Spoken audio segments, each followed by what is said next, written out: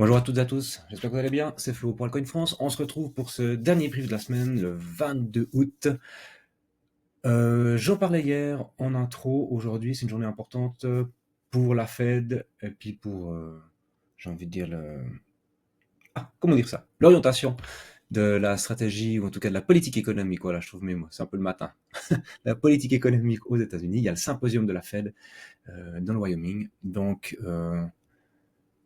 on aura sans doute quelques infos intéressantes sur comment l'équipe de Powell euh, voilà, voit les marchés et puis comment ils estiment que ce serait nécessaire d'agir sur l'économie euh, pour les prochains mois.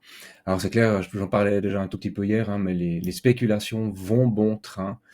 Euh, les marchés sont un peu fébriles parce que si la Fed renoncerait ou en tout cas souhaiterait diminuer son action quant à la baisse des taux, bah, c'est clair que ça va freiner les marchés boursiers.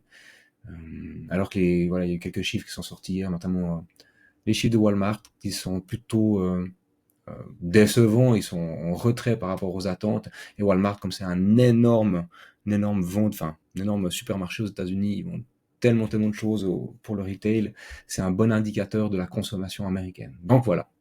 Mais on va observer tout ça ces prochaines heures. Sur notre application, vous retrouverez de toute façon les infos au fur et à mesure, hein. On suit ça de près. Donc n'hésitez pas à nous rejoindre. Ça nous fera plaisir de pouvoir échanger avec vous sur le canal public, de pouvoir partager vos points de vue et puis de pouvoir en débattre tous ensemble. Voilà. Sans transition aucune, on part sur Bitcoin. Donc voilà, toute cette semaine, on a vu des zones, des niveaux à atteindre. Pour le moment, en daily, la dynamique est identique. Il n'y a vraiment rien de nouveau. Du coup, on va aller voir dans des time frames un peu plus petites ce qui se passe. Est-ce qu'on a enfin un tassement de cette dynamique baissière, hein? Il faut parler de cette théorie de dos avec des sommets de plus en plus bas et des creux encore plus bas. Et là, on peut observer voilà, une première divergence haussière que j'ai tracée ici, qui commence vraiment à se marquer. Elle était déjà marquée ces dernières heures, mais là, voilà, on repasse au-dessus de la moyenne sur le MACD. Donc, quand même, signe que cette baisse, elle est plutôt vers la fin que à ses débuts. Moi, j'exclus pas, en fonction des news du jour, qu'on vienne quand même faire une jambe baissière jusqu'à cette zone-là du wake-up check. On voit qu'en 4 heures ici, ça viendrait combler la fin de ce gap, de ce fair value gap. Et puis en même temps, ici, il y a déjà eu un petit peu de travail autour des 110 000, 111 000. Donc ça pourrait être, je vais la tracer comme ça, une petite zone de support. Est-ce que j'ai un truc, une résistance? Voilà. Donc ça pourrait faire office de résistance autour des 111 000. Le prix pourrait venir s'appuyer là-dessous. Après, à voir s'il y a besoin d'aller chasser plus bas. Et puis encore une zone qui est entre 110 et 109 000. Donc voilà, pour moi, rien à faire, on attend. J'ai pas de setup là, rien de concret. Ça va être rapide aujourd'hui. Sur Ether un peu différent, plus fort que Bitcoin. Hier, j'évoquais la possibilité de revenir dans ce cercle bleu avec voilà une idée de setup. Hein, si on redescendait dans cette zone de rechargement ici entre 4185 et 4132, la possibilité de prendre une position parce qu'on est dans des zones intéressantes, des zones OTE, pour ensuite chercher à rejoindre la zone de rechargement de short entre les 61,8 et les 78,6 de Fibo. Mais on voit que le prix en a décidé autrement. Donc en 4 heures, on s'est arrêté un peu nulle part en fait.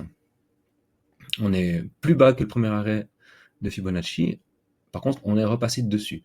Du coup, pour moi, pour le moment, ça invalide un petit peu cette idée-là.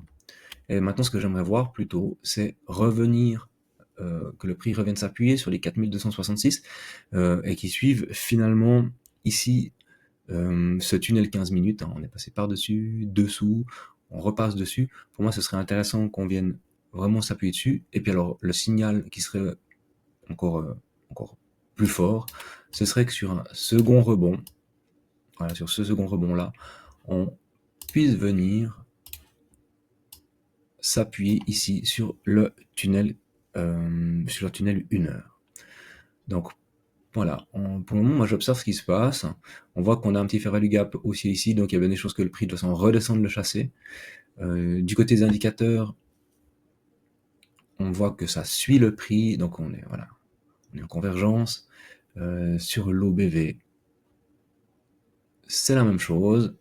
Donc pour le moment, tout se passe bien.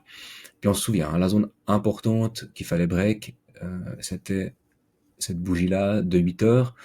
C'est ça qui indiquait vraiment le changement de tendance. Donc on doit vraiment maintenant s'installer au-dessus. Prochaine étape, bien sûr, c'est celle du 18 août, 16 heures, qui est le sommet d'après. Et puis comme premier objectif, on garde toute cette zone-là, des 4461 au 4389. Sans doute qu'on va venir combler tout ce gap-là, tout ce fair value gap. Il y a besoin de venir retravailler ces zones-là. En plus, on voit que dans le volume profile aussi, on a chaque fois des petits crus en 4 heures. Donc, c'est toutes des zones que le prix va tenter de venir bosser. Voilà un petit peu pour Bitcoin Ether pour aujourd'hui. Aujourd'hui, j'avais envie de voir avec vous Cubic. Cubic qui nous vend un projet autour de l'informatique quantique. Une charte qui s'est vraiment bien comportée ces dernières semaines. On avait évoqué avec les membres premium cette espèce de triangle. Hein, un des scénarios, c'était la cassure, une extraction par le haut, ce qui s'est fait avec une belle dynamique. Et puis, on cherchait des points d'entrée. On évoquait la possibilité d'un retest de cette grande imbalance, hein, qui va des 0,92 10 puissance moins 5 à 0,24 10 puissance moins 5. Donc, je vous explique pas le prix est dérisoire, mais on s'en moque du prix. Et du coup, c'est exactement ce qu'on a. On a un très joli setup, avec un falling wedge. Donc voilà, c'est le prix a corrigé, on est revenu travailler une bonne partie de la zone. Avec, on va attendre encore un petit peu pour moi, mais si le MACD repasse sa moyenne ici, on aura un signal. On est dans l'imbalance haussière. On voit qu'on est aussi dans la zone de rechargement ici. Donc, on a plein d'indicateurs qui nous disent ok, c'est un bon endroit pour venir travailler le prix. On a le trou dans le volume profile, et je vous en mets encore un autre comme s'il n'y en avait pas assez. Ici, on peut venir chercher sans doute ces points-là.